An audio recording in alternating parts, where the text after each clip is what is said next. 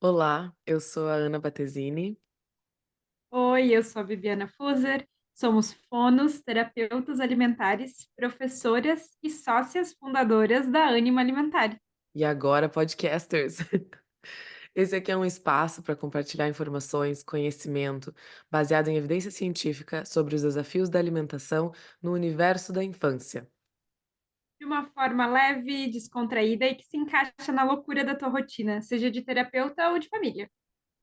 Esse é o Anima Alimentare, podcast que vem da alma. E fala da alimentação para além do comer. Sejam bem-vindos. Olá, sejam muito bem-vindos ao primeiro episódio do nosso podcast. Quem somos e como chegamos até aqui? Essa é uma conversa mais informal para vocês nos conhecerem um pouco melhor, conhecerem a nossa trajetória, da onde a gente veio e por que que a gente fala o que a gente fala. Isso aí. A gente vai falar um pouquinho então, de quem somos, né. Vou começar contando que eu sou Ana Carolina Lago Batesini. Eu sou do interior do Rio Grande do Sul. Passo Fundo é uma cidade no norte do Rio Grande do Sul, para quem não conhece, e por isso esse sotaque um pouco diferente que algumas pessoas vão perceber. Eu de Passo Fundo me mudei para Porto Alegre para fazer residência depois que eu terminei a faculdade, e de lá eu me mu morei já em outros lugares, então acho que uma das coisas que dá para considerar é que eu me mudo bastante. Não tanto, mas me mudo bastante. Então eu morei em nos Estados Unidos por um tempo, e agora eu tô morando na Austrália, em Sydney. Eu vim para fazer parte da pesquisa de doutorado de uma colega, e é fonoaudióloga brasileira, que tá aqui. E isso terminou agora esse ano, e eu vou ficar aqui mais um ano. E acho que é isso, pra o primeiro momento. E eu sou a Bibiana, eu também sou do Rio Grande do Sul, do interior do Rio Grande do Sul. Eu nasci em Santa Maria, mas fui criada em Teutônia, pertinho de Porto Alegre.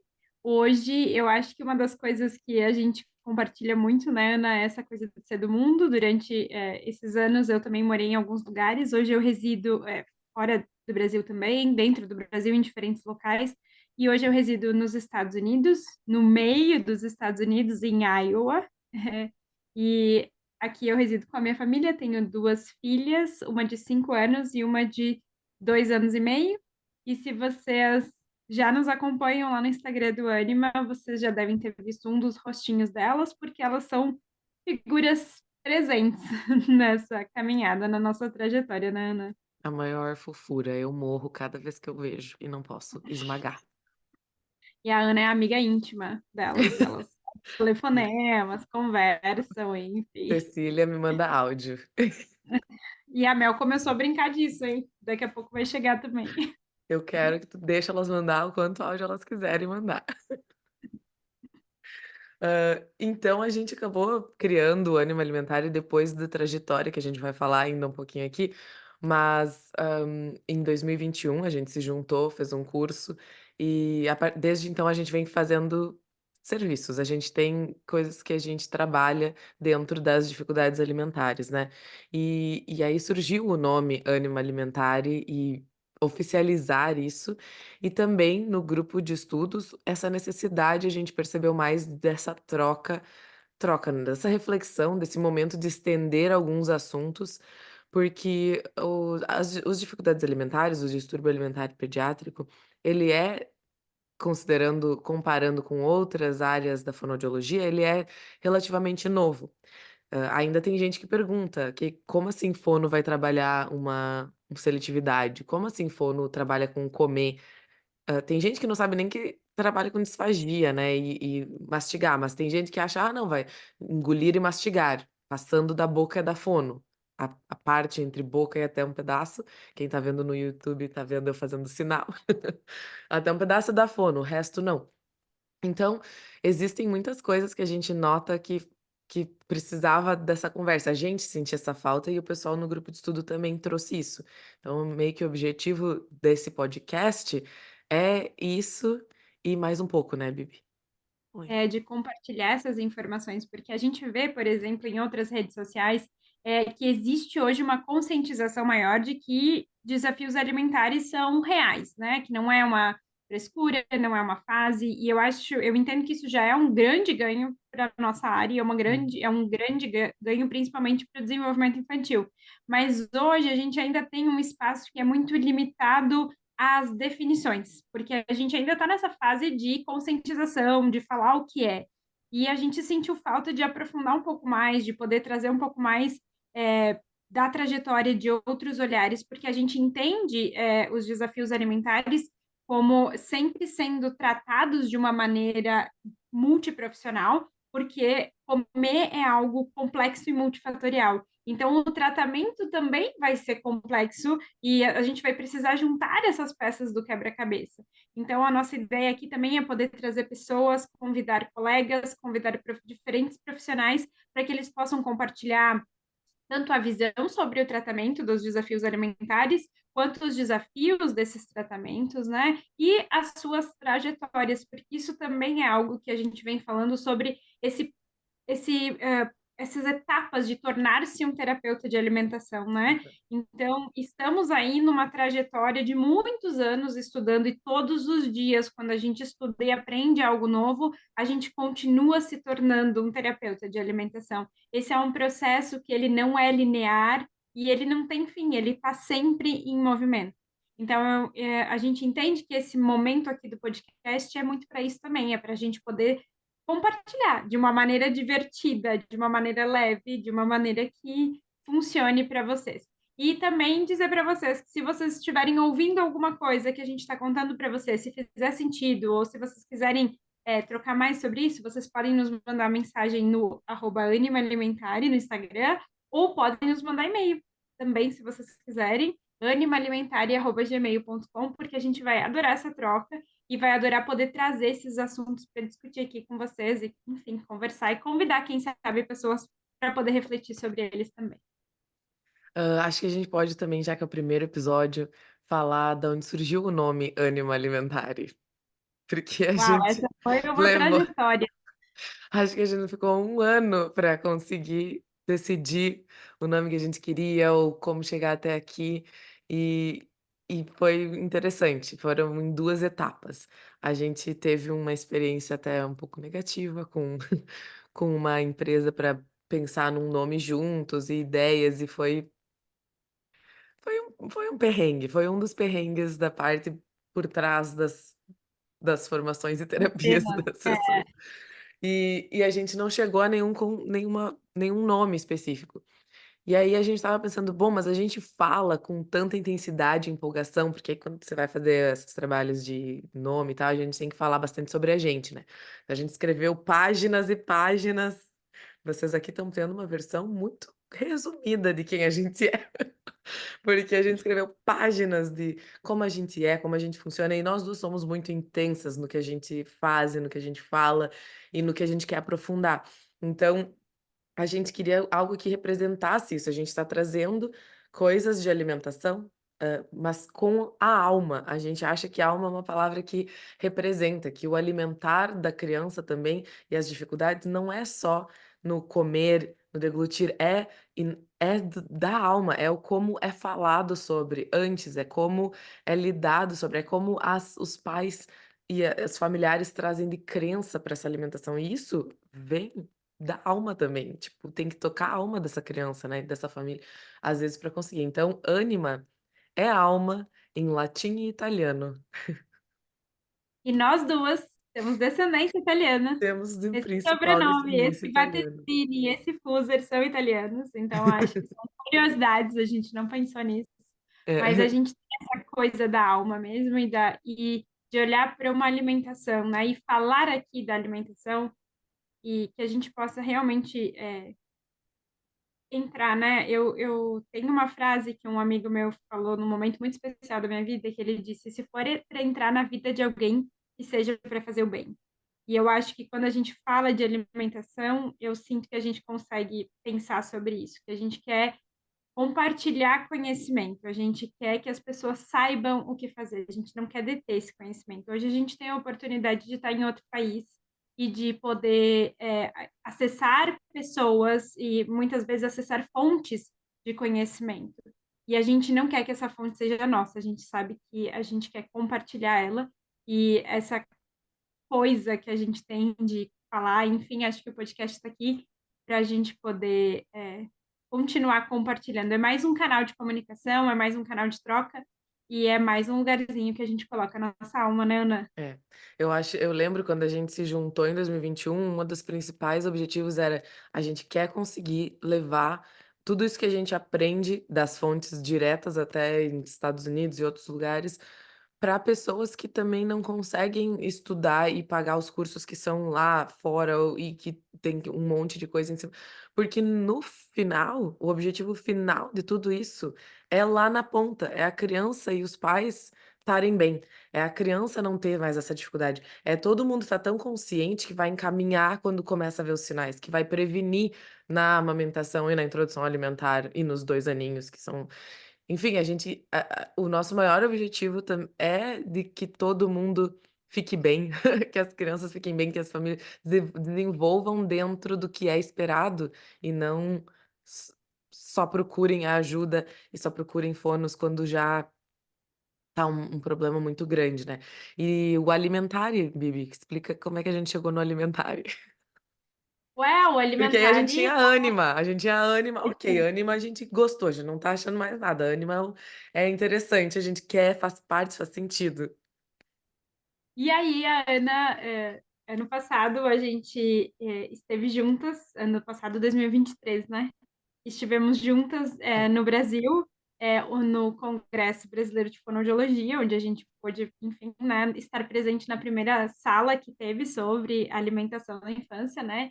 Essa Então, é outra coisa que a gente até agora fica: "Nossa senhora", mas tudo bem. aham. E que aqui é Mas o essa a lugar gente que vai pode contar, a gente vai falar sobre isso em algum momento, né, Ana? E, foi muito massa. e daí eu tô só contextualizando, porque pós essa ida para o Brasil, a Ana veio para cá e veio aqui nos Estados Unidos e passou um tempo aqui. Ela passou uns dias aqui comigo e com a minha família, e a gente foi para um show, né, Ana? E Melhor show dos últimos anos da minha vida. a gente foi assistir Queen, né? E Sim. com Adam Lambert. Vamos lá, estamos em 2024, enfim, né? Lá estávamos caminhando pela rua, enfim, e em Minneapolis estávamos andando lá e olhamos um restaurante. E o nome do restaurante era Alimentari. E era um restaurante grande, cheio de luzes, com letras bonitas, coisas que fizeram sentido, e a gente olhou aquilo e olhou de novo, e a gente vinha num momento de conversas onde a gente dizia, existem sinais, eles estão aparecendo, várias coisas aconteciam, e a gente dizia, olha, tu tá vendo isso? Tu tá vendo aquilo? Sim. E a gente viu o alimentar, e o alimentar ficou. E aí a gente tinha um ânima, e a gente, mas será? Será? Ânima alimentar. E aí o ânima alimentar nasceu, surgiu, a gente gestou ele por um tempo e agora ele está nascendo oficialmente, né, Ana? Nossa, ele E levou um tempo, foi uma gestação tardia.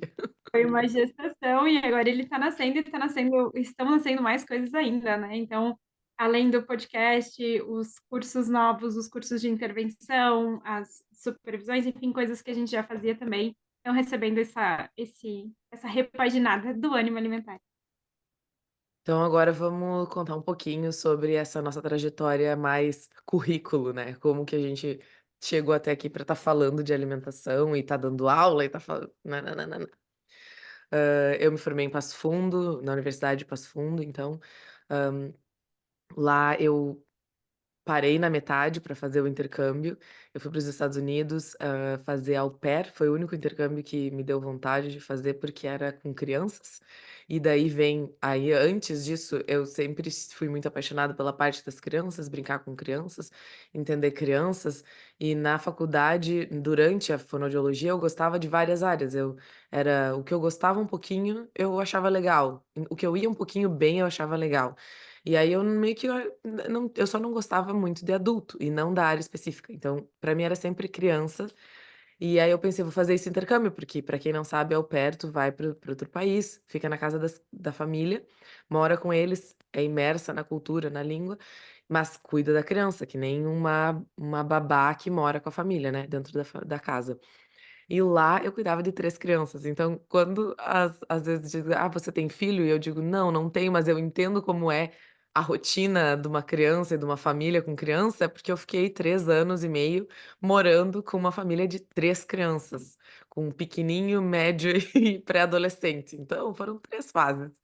E aí que eu também tenho essa experiência de poder dizer: "Não, eu entendo como é que é. Não, eu sei como é difícil algumas coisas, como é incrível outras". Imagina, eu ia assistir as crianças apresentar, eu chorava antes da mãe das crianças, vendo eles na dancinha da escola, que é idiota, mas é muito fofo. Eu amo criança mesmo. E aí, disso, eu voltei pra Passo Fundo, terminei a faculdade. Só que aí quando eu voltei pra fazer mais 2 anos, eu ficava tipo: "Nossa, é só isso? Só vou nessa aula?". Então eu entrei em PET, bolsa de PET gestão, a minha linha era PET gestão, e também, fui fazer Versus. Versus era uma vivência e vivências e estágio na realidade do SUS. E isso é antigo, as pessoas das antigas vão saber. Tem uma colega nossa, a Alessandra, a Ali Duzak, que foi quem foi numa dessas falas, dizer que ela do Versus, dizer que ela fazia residência em saúde coletiva. E a gente lá no Passo Fundo, 2010, 2012 isso, ninguém falava em residência ainda para fono. Agora tem 3 residências de fono em Passo Fundo. Na época nem tinha residência, nem falavam em residência, tinha 2 pessoas na faculdade inteira que tinha feito residência. Enfim, e aí essa menina veio contar que tinha residência em saúde coletiva e eu queria muito fazer. Eu: "Não, quero fazer então, saúde coletiva, saúde pública, na URGS eu queria fazer". Só que não tinha para fono, só tinha para saúde da criança. Então eu acabei fazendo residência integrada multiprofissional em saúde da criança, com transversalidade em violência e vulnerabilidade. Porque a gente fazia no Hospital Materno Infantil Presidente Vargas, e que tem uma demanda muito grande de, crianças vulneráveis, famílias vulneráveis e até o CRAI, que é onde acolhe crianças que sofrem abusos, né.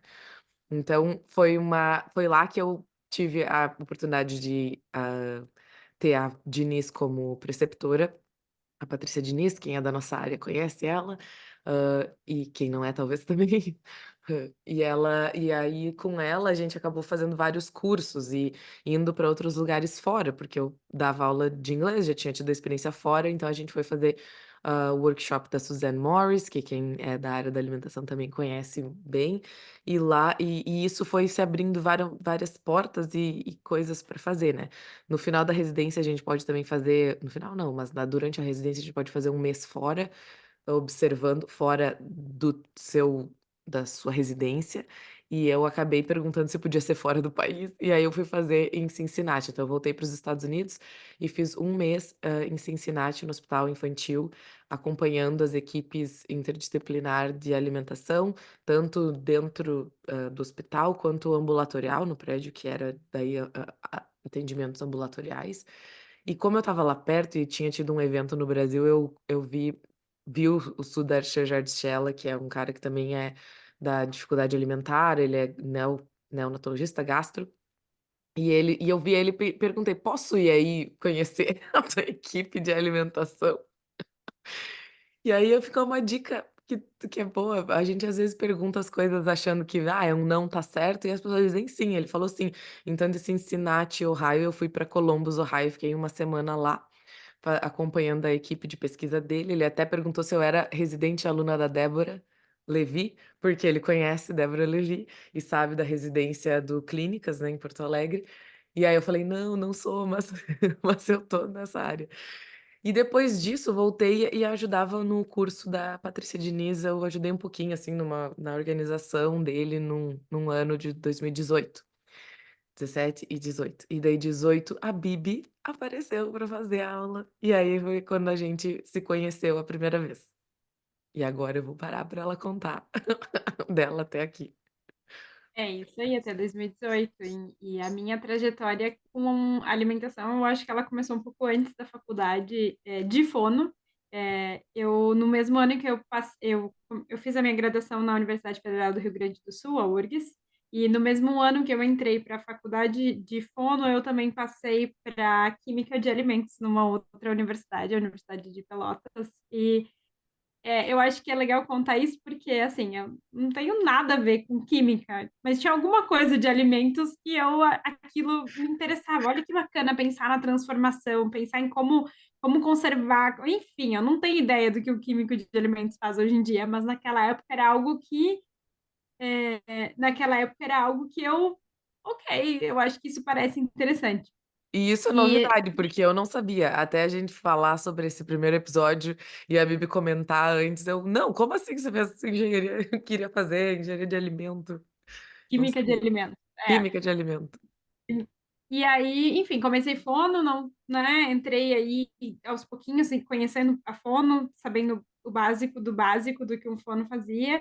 E no terceiro semestre tive a oportunidade de fazer o Ciências Sem Fronteiras e acabei indo para a Alemanha, onde eu fiquei por um pouquinho mais que um ano, então 14 meses lá. E lá não tinha graduação de fonoaudiologia, porque o sistema é um pouquinho diferente. Acabei fazendo ciências da saúde e a universidade direcionou a gente para fazer os estágios em clínicas específicas. É, Daí entra um pouco do que a Ana está falando da oportunidade do perguntar, né? Teve uma situação, um evento que foi organizado para as pessoas que estavam nesse intercâmbio e onde profissionais foram falar e um dos profissionais era uma fonoaudióloga brasileira e eu fui lá e perguntei para ela, existe a chance de eu ficar contigo, observar, enfim, fazer alguma coisa? E ela disse sim, claro. E foi aí que a porta da alimentação se abriu e abriu de uma maneira linda, né? Assim, eu conto e falo dela com muito orgulho. A Renata é uma pessoa muito importante na minha vida. E foi onde eu comecei a ver as primeiras questões da alimentação para além da boca, né? Foi onde eu tive a oportunidade de acompanhar alguns pacientes e perceber que quando ela ia fazer o tratamento, fazer a terapia, fazer a intervenção, ela estava sempre olhando para o contexto, ela estava sempre olhando para um setting, uma preparação. Claro que ela também estava trabalhando outras habilidades ali. Então, voltei para o Brasil, acabei finalizando a minha graduação na URGS, nesse meio tempo, alguns estágios no Hospital de Clínicas, enfim. E aí ingressei no mestrado na Universidade de Ciências da Saúde de Porto Alegre. Fiz meu mestrado em patologia e genética. Foi na área da áudio, então um pouquinho diferente da área da alimentação, mas estando no mestrado, trabalhando com as questões de genética, tive a oportunidade de trabalhar diretamente com a professora Débora Levi no livro dela, né, de disfagia infantil, e aí entendendo um pouco mais sobre essas questões das dificuldades dentro de casos médicos complexos, isso também abriu o olho para a questão da prática, né? Porque a gente recebia a demanda fora da. Então, já tinha terminado a graduação, já tinha meu consultório, atendia pacientes com. Aí eu acabava recebendo muito paciente de alta complexidade pela área que eu estava atendendo, estudando, enfim. E aí vem, olha, não, eu não posso tratar só a dificuldade alimentar, a dificuldade de deglutição. Eu preciso olhar mais. E aí começam as buscas por mais cursos e por coisas que me trouxessem algo mais ampliado, que fossem além da disfagia, né? E aí nessa trajetória encontrei a Ana em 2018 no curso da Diniz, e junto com elas fomos juntas, porque foi a minha primeira formação fora do Brasil, depois de formada, Caravana, tinha o nome, né, caravana não sei o quê, a gente caravana. botou um grupo no Whats. Caravana marcha, era da marcha, né. Caravana Marcha, porque foi o curso o Get Permission, da Marcha Dan Klein, e foi em 2018 no Chile. E aí, vários perrengues daqueles bons, né? Fiquei sem mala, quase perdi o voo, cheguei lá, era frio, né? E aquelas coisas mas que fazem parte da trajetória. E, e a partir dali, muita coisa aconteceu, né, Ana? Sim, acho que essa é uma coisa importante também, né, lá em 2017, 18 não tinha tantos cursos no Brasil. Agora o SOS Approach to Feeding tá indo para o Brasil, 2024 estamos. Mas antes não tinha. 2018 acho que a gente tinha a Patrícia Junqueira, já dava alguma aula, não tinha formações grandes, mas dava alguns cursos. A Aline Padovani falava em alimentação já, mais introdução alimentar, porque ela morou na Austrália também, e teve os 2 filhos dela aqui e começou a fazer BLW, então ela foi para o Brasil levando essa ideia de alimentação com mais autonomia, dando autonomia para a criança sendo o protagonista, né, que é umas for quem tá com a gente sabe que a gente fala bastante sobre essa autonomia, motivação interna, então ela trouxe isso e a Diniz no sul, né, como no Rio Grande do Sul, ela era que tinha um curso de disfagia infantil, era o nome, até acho que ela já dava esse curso há quase 10 anos, em 2018, né. Já fazia uns 8 anos que ela dava esse curso, mas fora essas 3, 4 pessoas, a Fontanesi fala que a Carla Deliberato, acho que é, também já dava alguma supervisão, mas não tinham cursos para de dificuldades alimentares da infância no Brasil. A gente tinha aqui fora, e esse do Chile era porque é mais perto que Estados Unidos, e é mais barato que Estados Unidos, então teve uma galera daí do Brasil, de outras partes, que também se juntou para ir nesses daí. E a gente começou a fazer esses cursos fora. E daí com a pandemia, também surgiu esse monte de curso online. Então SOS apareceu online, Get Permission apareceu online, e a Junqueira trouxe online a marcha para fazer o Get Permission através do Instituto de Desenvolvimento. Que mais que apareceu no Brasil? Daí Sério? começaram a surgir depois de 21 talvez, alguns cursos. E aí que a gente teve uma ideia. A Bibiana teve, na verdade. 2020, É, a Bibi ligou, eu acho, e disse: "Vamos foi, eu fazer me lembro até hoje, estava chovendo, era um sábado de sábado de manhã, manhã". estava chovendo, eu Era lembro. o dia de apraxia, alguma coisa, porque tinha uma conferência de abrapraxia, porque eu estava assistindo, que eu estava atendendo umas crianças com questões de apraxia, e eu estava lá na clínica Incluir, porque a gente tinha consultório particular, né, a Bibi tinha o dela, eu era dentro de umas clínicas que eu trabalhei em Porto Alegre. Mas aí a gente falou: "Vamos fazer um curso, vamos falar sobre isso, a gente sabe falar sobre isso, não tem muita gente falando ainda, não tem cursos online ainda", tipo, tinha o Padovani juntou um grupo de profissionais para fazer o Conalco já tinha tido 2, 3 versões, mas fora esse não tinha, né, muita gente falando. E aí no fim, como era pandemia, a gente passou um ano que a gente não fez o curso, e daí 2021 que E era o primeiro ano da minha filha. Eu estava aqui já nos Estados Unidos e era o primeiro ano, então era um ano bem desafiador, assim. Eu estava naquele momento, eu preciso voltar a fazer coisas, né? Mas como? E aí, como a gente já tinha feito algumas formações e eu já estava olhando para fazer coisas, então, estando aqui nos Estados Unidos, a gente começou a receber demandas de supervisão. E aí a gente trocava, se falava, enfim, e algumas das coisas que começaram a aparecer foi que na época começou a ter o boom da integração sensorial. E isso foram coisas que começaram a aparecer assim. Bibi, eu comprei, eu sempre dou esse exemplo, né?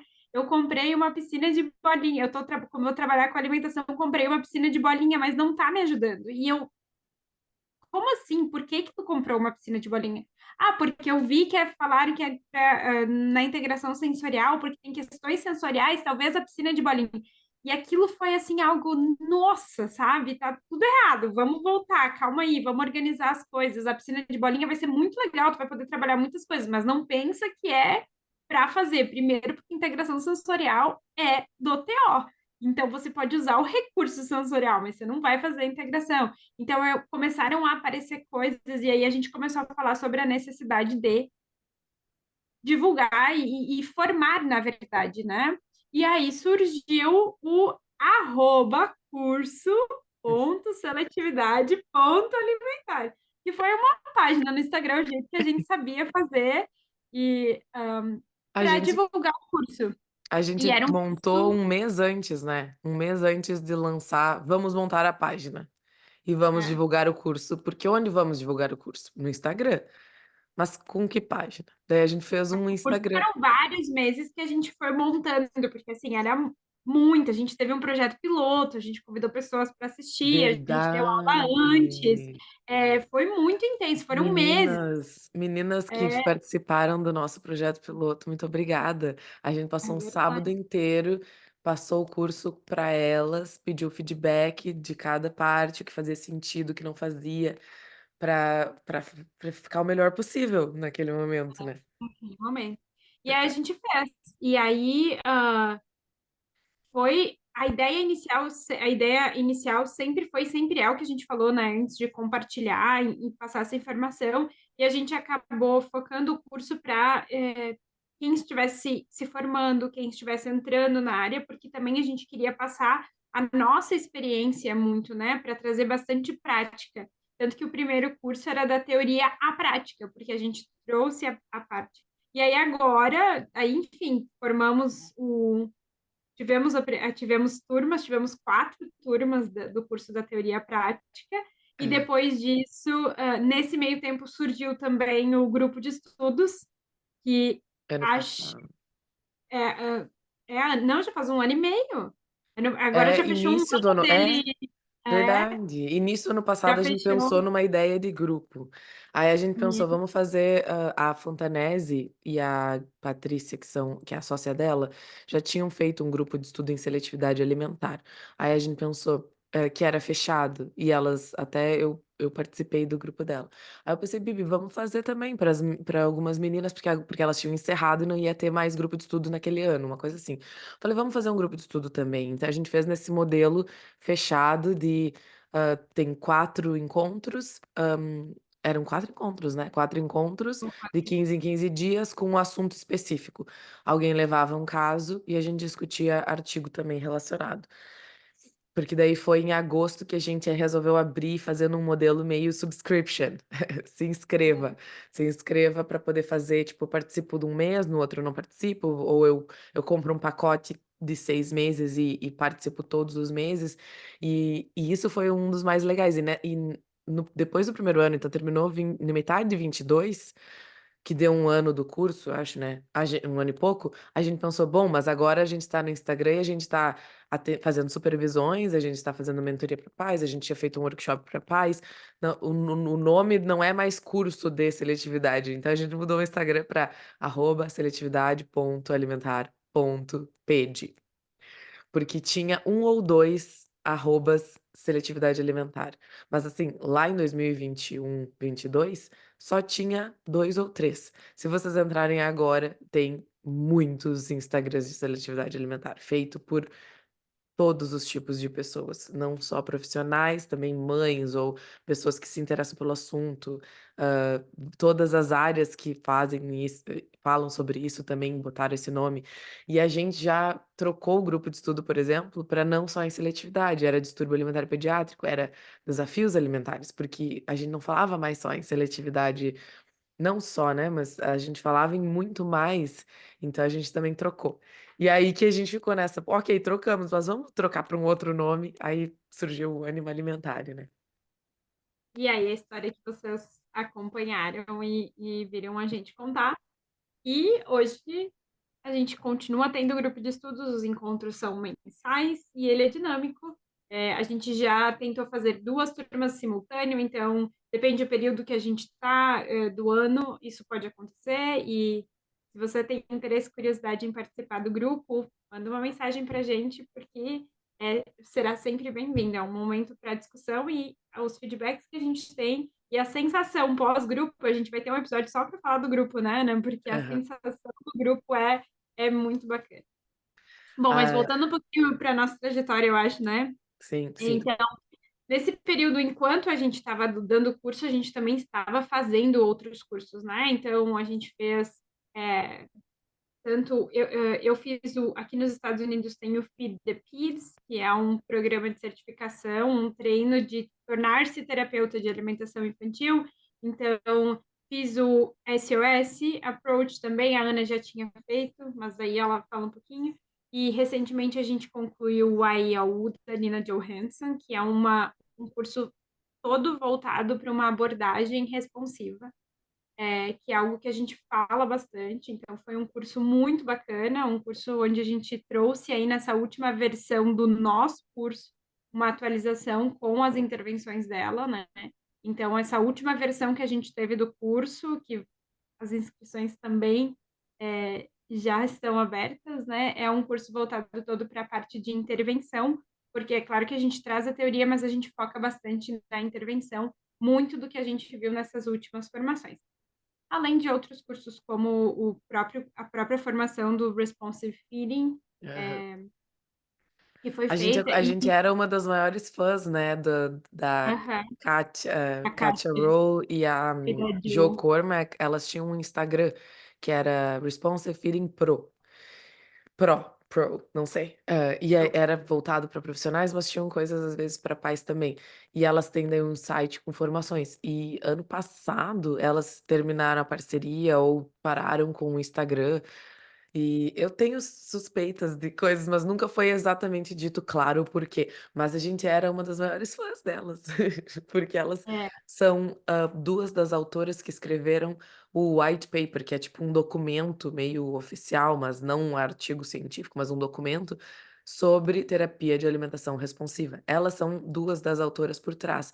Tem também colaboração, a Kátia é pediatra dos Estados Unidos e a Jo Cormack, Joana, ela é da Inglaterra. E aí tem outras que tem uma fono, tem uma TO que também colaboram, que é a Heidi e a TO, eu não lembro o nome. Desculpa, TO. Ela não vai ouvir nunca, porque ela não é brasileira. Mas tem uma TO também. E a gente segue muito a terapia de alimentação responsiva delas, né. Então por isso e que aí existem os valores da terapia que estão descritos nesse documento, enfim, a gente fez a formação, onde elas explicam detalhadamente cada um desses valores. E e é uma trajetória de constante movimento, né, Ana, assim. Então, nessa jornada de estudar e de se aperfeiçoar sobre os desafios alimentares, é importante a gente pensar que a gente não está estagnado, a gente está em constante movimento. Todos os dias a gente está aprendendo, né? A gente comentou aqui brevemente que isso é uma área nova, que isso é é, um momento novo também, um momento de transição, é, e a gente está constantemente aprendendo e a gente quer poder levar essas informações que estão constantemente acontecendo para o Brasil e poder levar também, de uma certa maneira, isso adaptado para a realidade brasileira, porque a gente sabe que os cenários e contextos são diferentes.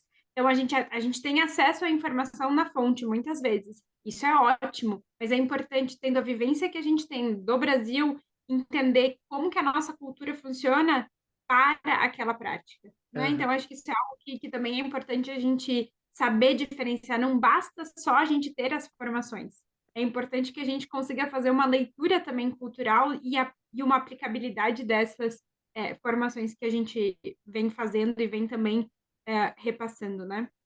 É. Acho que uma outra forma de representar isso é que, esse 2 meses atrás teve a conferência do Feeding Matters, que é uma conferência internacional de distúrbio alimentar pediátrico. Feeding Matters, para quem é aluna e está com a gente, sabe que a gente fala bastante, mas é uma ONG que, dissemina e que juntou os profissionais para fazer o consenso de 2019.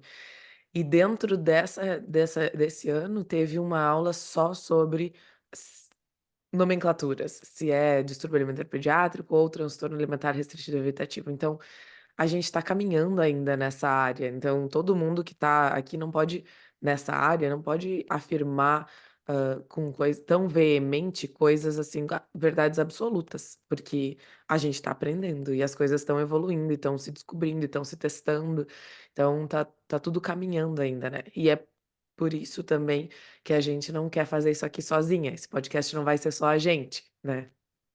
Exatamente, porque os desafios alimentares, eles são complexos, e se a gente pensar na definição da alimentação, a alimentação ela é complexa e ela é multifatorial. Se a gente tem um desafio na alimentação, é imprescindível que a gente olhe para esse desafio de uma maneira também multidisciplinar, que a gente olhe com um olhar ampliado para ele. E é por isso que a gente vai ter profissionais, diferentes profissionais contribuindo, trazendo sugestões, trazendo percepções, trazendo as suas próprias trajetórias de formações e de trilhos, né, dentro dessa caminhada que são os desafios alimentares. Então, a gente quer agradecer, não só quem está ouvindo até aqui, mas também todo mundo que ajudou nessa caminhada, porque ninguém forma e se forma e aprende sozinho. Todo mundo tem um papel na vida um do outro, e nem que seja para ensinar o que não se faz, que às vezes acontece também. Esse não é o caminho que eu quero, essa pessoa foi importante na tua vida, então muito obrigada a todas essas pessoas que a gente comentou aqui, e as que a gente esqueceu e não comentou, porque vocês fizeram parte da nossa história, e pra gente estar aqui, foi porque a gente passou pela nossa vida, vocês passaram e ajudaram a nossa caminhada até aqui. Ai, que pra quem não segue a gente ainda no Instagram, é @animaalimentari, sim, "e" no final. E aqui no YouTube também, né, então, porque a gente tá fazendo gravado vídeo, pra quem não pegou, tem o vídeo e tem só o áudio nas plataformas de áudio. Então aqui no YouTube é Anima Alimentari também. Então a gente agradece a todo mundo que escutou a gente até aqui, o nosso primeiro episódio. A gente está muito feliz de finalizar ele. A gente espera que os próximos episódios a gente possa trazer um pouco dos casos e causos que a terapia de alimentação proporciona para a gente, proporciona para as pessoas que trabalham com ela. A gente espera que nesses pequenos minutos aqui, que também já são um pouquinho maiores, porque a gente normalmente passa, então a gente também já está mais acostumado com isso, que nesses minutos que a gente passou juntos, que a gente consiga sempre pensar e refletir sobre a essência da terapia alimentar, sobre a beleza da terapia alimentar, mas também sobre a desafiadora missão que é se tornar um terapeuta alimentar, que a gente possa, aqui, eu e a Ana, de alguma maneira, contribuir nesse processo para que seja uma jornada mais leve e divertida e que vocês saibam que vocês não estão sozinhos. Se a gente puder ajudar vocês de alguma maneira, contem com a gente. Isso aí. Obrigada.